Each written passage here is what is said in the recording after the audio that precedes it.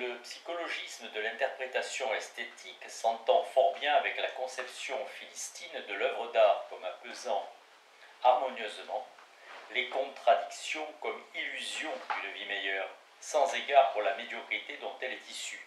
À la récupération conformiste par la psychanalyse de la conception courante de l'œuvre comme bien culturel agréable correspond un hédonisme esthétique qui transfère toute négativité de l'art dans les conflits instinctuels de sa genèse et détourne de ses conséquences. Si l'on fait de la sublimation et de l'intégration obtenue l'un et le tout de l'œuvre d'art, celle-ci perd la force par laquelle elle dépasse l'existence dont elle se désolidarise par sa simple existence. Mais dès que le comportement de l'œuvre maintient la négativité de la réalité et prend position à l'égard de celle-ci, le concept de désintéressement se modifie également. Les œuvres d'art impliquent en elles-mêmes un rapport entre l'intérêt et son refus, à l'encontre aussi bien que l'interprétation kantienne que de l'interprétation freudienne. Même le comportement contemplatif envers les œuvres d'art, extirpé des objets de l'action, s'éprouve comme dénonciation d'une praxis immédiate et dans cette mesure comme quelque chose de soi-même pratique, comme refus d'entrer dans le jeu. Seules les œuvres d'art, que l'on peut interpréter comme des comportements, ont leur raison d'être. L'art ne représente pas seulement une praxis meilleure que celle qui domine jusqu'à nos jours, mais il est aussi critique de la praxis en tant que domination de la conservation brutale de soi à l'intérieur du statu quo, et par sa faute, il convainc la production pour elle-même de mensonges et opte pour un stade de la praxis situé au-delà de l'emprise du travail. Promesse du bonheur signifie plus que le fait que jusqu'ici la praxis dissimule le bonheur. Le bonheur serait au-dessus de la praxis. La force de la négativité dans l'œuvre d'art donne la mesure de l'abîme qui sépare la praxis du bonheur. Kafka n'éveille certainement pas la faculté de désirer, mais la peur du réel qui répond aux pièces en prose de la métamorphose ou de la colonie pénitentiaire, le choc, l'aversion et la nausée qui, secouant la nature, ont, en tant que réaction de défense, plus à faire avec le désir qu'avec l'ancien désintéressement qu'on lui réservait à lui et à ses successeurs. Le désintéressement serait grossièrement inadéquat à ses écrits. Il réduirait peu à peu l'art à ce dont se moque Hegel, au carillon agréable ou utile de l'art poétique d'Horace. L'esthétique de l'époque idéaliste s'en est affranchie en même temps que l'art lui-même. L'expérience esthétique n'est autonome que lorsqu'elle se débarrasse de la jouissance. La voie qui y conduit passe par le désintéressement. L'émancipation de l'art vis-à-vis des produits culinaires ou de la pornographie est irrévocable, mais elle ne s'arrête pas au désintéressement. Le désintéressement reproduit de façon immanente, modifier l'intérêt. Dans le monde faux, tout est donné et faux. Pour l'amour du bonheur, on renonce au bonheur. Ainsi survit le désir dans l'art. Jouissance artistique. La jouissance devenue méconnaissable prend le masque du désintéressement kantien. Ce que la conscience universelle et une esthétique complaisante se représentent sur le modèle de la jouissance réelle, par jouissance artistique, n'existe vraisemblablement pas du tout. Le sujet empirique ne participe que d'une manière limitée et déformée à l'expérience artistique telle qu'elle, qui devrait diminuer au fur et à mesure que l'œuvre acquiert une plus grande qualité. Celui qui jouit concrètement des œuvres d'art est un ignorant. Des expressions comme régal pour l'oreille lui suffisent. Mais si toute trace de jouissance était extirpée, se poserait alors la question embarrassante de savoir pourquoi les œuvres d'art sont là. En réalité, plus on y comprend quelque chose, moins on jouit des œuvres. Même l'attitude traditionnelle à l'égard de l'œuvre d'art, à supposer qu'elle doit pour elle être très importante, était plutôt celle de l'admiration. Le fait que les œuvres sont en soi ce qu'elles sont et non pour celui qui les contemple. Ce qu'elle lui révélait et ce par quoi elle l'émerveillait, c'était leur vérité telle que dans les œuvres de type kafkaïen, elle éclipse tous les autres moments. Les œuvres de Kafka ne furent pas un moyen de jouissance d'un ordre supérieur. Le rapport à l'art ne consistait pas à s'incorporer la chose, au contraire, c'était le contemplateur qui disparaissait en elle. C'est le cas à plus forte raison dans les œuvres modernes qui arrivent sur le spectateur comme le font parfois les locomotives au cinéma. Demande-t-on à un musicien si la musique lui procure de la joie, il préférera plutôt répondre comme dans la plaisanterie américaine du violoncelliste grimaçant sous la direction de Toscanini. I just hate music. Celui qui entretient avec l'art un rapport aussi authentique, dans lequel il disparaît lui-même, ne considérera plus l'art comme un objet. La privation de l'art lui serait insupportable. Ces manifestations particulières ne constituent pas pour lui une source de plaisir. Il est incontestable, comme disent les bourgeois, que personne ne s'adonnerait à l'art s'il n'en tirait rien. Mais ce n'est pourtant pas vrai au point qu'on puisse en tirer un bilan du genre « aujourd'hui, entendu la 9e symphonie, y est pris telle somme de plaisir ». Une telle stupidité s'est pourtant instituée en bon sens. Le bourgeois désire que l'art soit voluptueux et la vie ascétique. Le contraire serait préférable. La conscience réifiée restitue comme ersatz de ce dont elle prive les hommes en immédiateté sensible, ce qui n'a pas sa place dans sa sphère.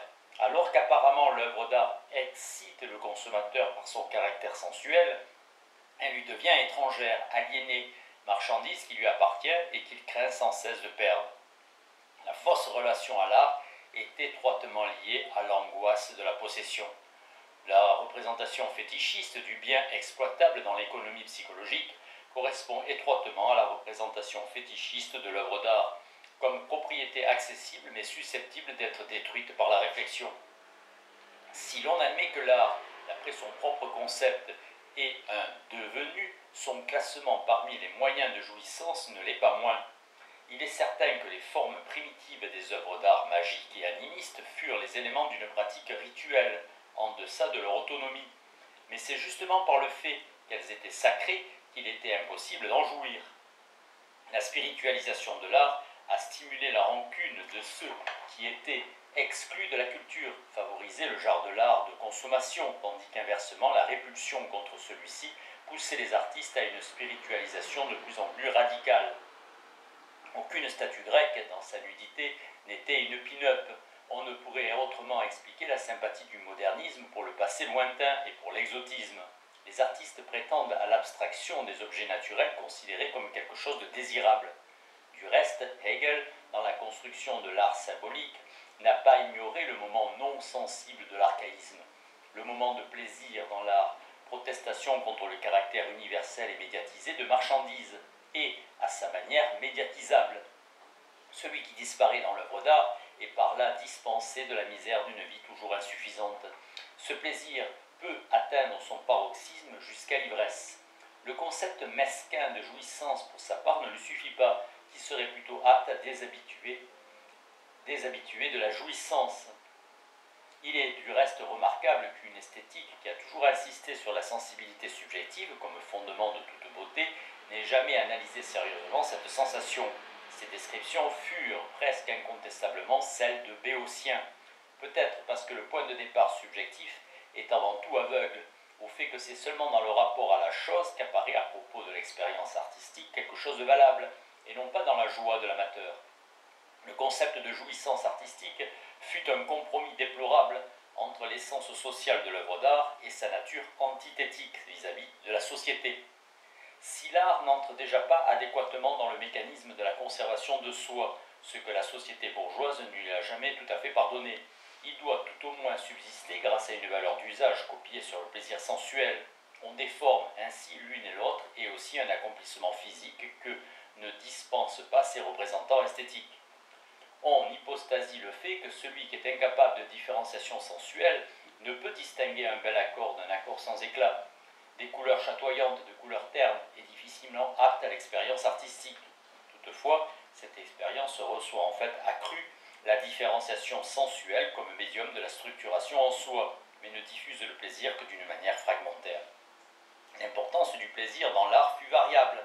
Dans les périodes qui, comme la Renaissance, survivent des époques ascétiques, il fut un moyen de libération et sensuel, tout comme dans l'impressionnisme. Il correspondit à une réaction anti-victorienne. Parfois, la tristesse humaine traduisait un contenu métaphysique, tandis que l'attrait érotique imprégnait les formes. Cependant, la force qui pousse ce moment à réapparaître est si grande qu'il garde, lorsqu'il apparaît littéralement et intact dans l'art, quelque chose d'infantile. Il n'est abordé dans le souvenir et la nostalgie que lorsqu'il n'est ni copié, ni effet immédiat. L'allergie envers la sensibilité fruste finit par rejeter ces époques au cours desquelles le plaisir et la forme aimeraient encore communiquer très étroitement. Cela a certainement dû influer sur la désaffection à l'égard de l'impressionnisme. L'hédonisme esthétique est le bonheur de la connaissance. Le moment de vérité dans l'hédonisme esthétique est renforcé par le fait que dans l'art, les moyens ne s'épuisent pas d'une manière pure dans la fin. Dans la dialectique fin-moyen, ceux-ci continuent d'affirmer une certaine autonomie, à vrai dire médiatisée. Par la satisfaction sensible, l'apparition essentielle à l'œuvre d'art se replie sur elle-même. D'après le mot d'Alban Berg, le fait que les charnières ne soient pas visibles dans la charpente et que la colle n'ait pas d'odeur constitue une parcelle d'objectivité. La délicatesse de l'expression de nombreuses œuvres mozartiennes évoque la douceur de la voix. Quant au sensible qui brille de tout son éclat dans les œuvres d'art importantes, il se spiritualise lui-même, tout comme inversement le détail abstrait, aussi indifférent soit-il envers l'apparition, acquiert grâce à l'esprit de l'œuvre son éclat sensible. Parfois, et grâce à la structuration de leur langage formel, des œuvres d'art complètement formées et articulées en soi tendent après coup vers la satisfaction sensible. La dissonance, signe de tout modernisme, admet même dans ses équivalents optiques l'attrait du sensible, tout en le transfigurant en son contraire, en douleur esthétique originelle de l'ambivalence. La partie imprévisible de tout ce qui est dissonant pour l'art moderne, depuis Baudelaire et Tristan, qui constitue véritablement une sorte d'invariant du modernisme, provient de ce que le jeu des forces immanentes de l'œuvre d'art converge avec la réalité extérieure dont la puissance exercée sur le sujet augmente parallèlement à l'autonomie de l'œuvre. La dissonance confère à l'œuvre d'art de l'intérieur ce que la sociologie vulgaire appelle son aliénation sociale. Il est vrai qu'entre-temps, les œuvres d'art interdisent la suavité médiatisée par l'esprit comme étant trop ressemblante à la suavité vulgaire. L'évolution devrait aller dans le sens d'un durcissement du tabou sensuel, même s'il est parfois bien délicat de saisir ce que ce tabou doit à la loi formelle et ce qu'il doit tout simplement à une insuffisance de métier. C'est d'ailleurs une des questions qui surgissent dans les controverses esthétiques, sans qu'elles apportent beaucoup de fruits. Le tabou sensuel empiète finalement sur le contraire de la satisfaction, parce qu'il est ressenti dans sa négation spécifique, même s'il ne l'est que de fort loin. Pour cette forme de réaction, la dissonance se rapproche beaucoup trop de son contraire, la réconciliation. Elle se fait rebelle à une apparence de l'humain, en réalité idéologie de l'inhumanité, et préfère adopter le parti de la conscience réifiée. La dissonance se fige en matériaux indifférents, c'est-à-dire en une nouvelle forme d'immédiateté sans trace du souvenir de son origine, c'est-à-dire insensible et sans qualité. En outre, dans une société où l'art n'a plus sa place et est bouleversé dans toute réaction contre elle, celui-ci se scinde en propriétés culturelles chosifiées, figées et en accroissement de plaisir que le client récupère et qui le plus souvent n'a que peu de rapport avec l'objet. Le plaisir subjectif que l'on prend à l'œuvre d'art se rapprocherait non de la réalité empirique, mais de l'état qui échappe à l'empirisme comme totalité de l'être pour autrui. C'est ce que Schopenhauer a dû tout d'abord remarquer. Le bonheur que procurent les œuvres d'art est une brusque escapade et non un fragment de ce à quoi l'art a échappé. Il n'est toujours qu'accidentel et moins essentiel pour l'art que le bonheur de sa connaissance. Le concept de jouissance artistique comme concept constitutif doit être éliminé. D'après Hegel, si un élément contingent, le plus souvent la projection psychologique, s'associe à tout sentiment de l'objet esthétique, il exige de la part du contemplateur connaissance et même connaissance impartiale. Il exige qu'on perçoive sa vérité et sa fausseté. On pourrait objecter à l'hédonisme esthétique ce passage de la doctrine kantienne du sublime qui l'extrait péniblement de l'art. Le bonheur procuré par les œuvres d'art serait tout au plus le sentiment de la résistance qu'elles médiatisent. Ceci vaut beaucoup plus pour le domaine esthétique en tant que totalité que pour l'œuvre particulière. Situation. Décomposition des matériaux. Avec les catégories, les matériaux ont également perdu leur évidence a priori, comme par exemple les termes de la création littéraire. La composition des matériaux signifie le triomphe de leur être pour autrui. À cet égard, la lettre de Chandos de Hofmannsthal est restée célèbre comme premier et pénétrant témoignage. On peut considérer la poésie néo-romantique dans son ensemble comme la tentative de résister à cette dissolution et de restituer au langage, comme aux autres matériaux, quelque chose de leur substantialité. Mais l'idiosyncrasie envers le Jugendstil s'attache au fait que cette tentative échoua. Elle apparaît rétrospectivement, selon le mot de Kafka, comme une joyeuse aventure gratuite. Dans le poème d'introduction d'un cycle tiré du 7e anneau, il suffit à Georges, pour évoquer une forêt, de juxtaposer les termes or et cornaline afin d'espérer que, conformément à son principe stylistique, les mots aient une résonance poétique. 60 ans plus tard, le choix des mots fut reconnaissable comme arrangement décoratif, cessant d'être supérieur à l'accumulation matérielle brute de tous les matériaux nobles possibles. Dans le portrait de Dorian Gray de Wilde, qui ressemble aux intérieurs d'un esthétisme raffiné des boutiques d'antiquité et aux ventes aux enchères, et par là même au commerce exécré. Schoenberg de même remarqua que Chopin avait eu bien de la chance, car il lui avait suffi d'utiliser le mode de Fa dièse majeur, jusqu'alors délaissé, pour faire de la belle musique, avec d'ailleurs cette différence historico-philosophique qu'au début de la musique romantique, des matériaux comme les modes originaux de Chopin rayonnaient effectivement déjà la puissance de l'inexploré, qui dans la langue des années 1900 était déjà ramené au niveau de la sélection.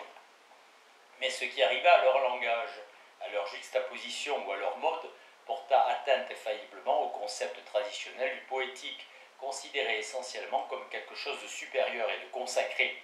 La création littéraire s'est retranchée dans l'abandon sans réserve au processus de désillusion qui détruit le concept du poétique.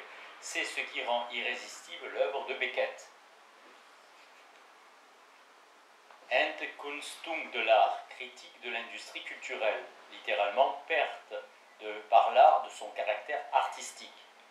L'art ne réagit pas à la perte de son caractère d'évidence uniquement par des modifications concrètes de son comportement et des procédures, mais en secouant le joug que constitue son propre concept.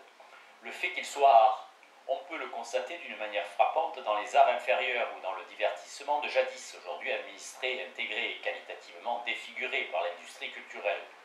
Car cette sphère de divertissement ne put jamais se conformer à ce qui n'est devenu que plus tard le concept d'art pur. Elle se dressa toujours dans celui-ci comme le témoignage de l'échec de la culture, se rendit de son propre chef témoin de son échec, en cultivant l'humour d'une harmonie sereine entre sa forme traditionnelle et sa forme actuelle.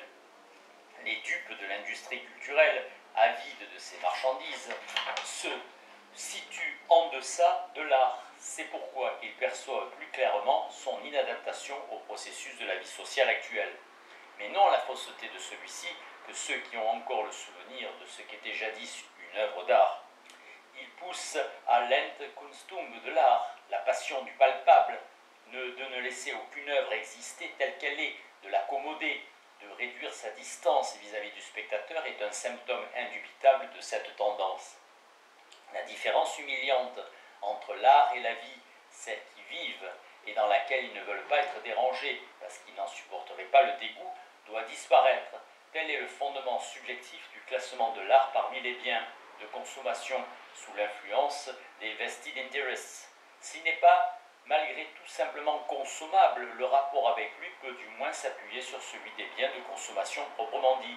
Ceci est facilité du fait que, dans une époque de surproduction, leur valeur d'usage devient elle-même problématique et finit par céder à la jouissance secondaire du prestige, de la mode et du caractère même de marchandise.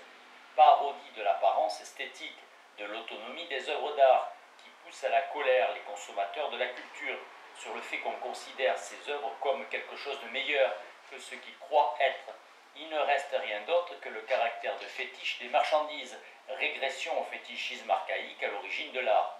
C'est dans cette mesure qu'est régressive l'attitude contemporaine à l'égard de l'art. Ce qui est consommé dans les marchandises culturelles, c'est leur être pour autrui, abstrait, sans qu'elles soient vraiment pour les autres. En étant à leur service, elles les trompent.